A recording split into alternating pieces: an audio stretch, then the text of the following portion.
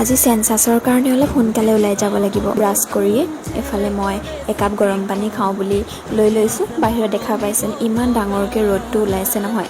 ময়ো গা মূৰ ধুই ধুনীয়াকৈ ধূপ চাকি জ্বলাই ল'লোঁ। তাৰপিছতে এতিয়া ভাবিছোঁ লৰালৰিকৈ ভাতকেইটা ৰান্ধি লওঁ। হ'লে ডিম এটাও দি দিছোঁ ভাততে।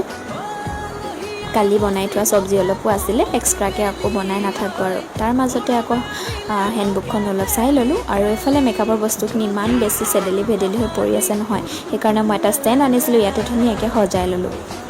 আৰু এইফালে মোৰ ভাতো ৰেডি হৈ গ'ল। ইমলি কেইটামানো ভৰাই লৈছোঁ, মাজে মাজে খাবলৈ লাগিব নহয়।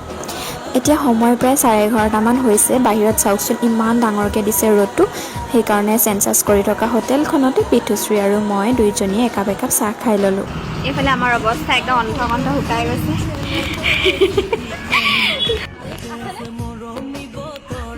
মালিক আছেনে? মাতিবচোন। এইফালে নেকি? মানে মেইন দুৱাৰখন এইফালে আছে নেকি? আমি ঘৰৰ পিছফালে মাতি আছোঁ। তাৰপিছতে প্ৰায় 3টামান বজাত আমি গুচি আহিলোঁ। গৰমত আমাৰ দুইজনী একদম অৱস্থা বেয়া হৈ গ'ল।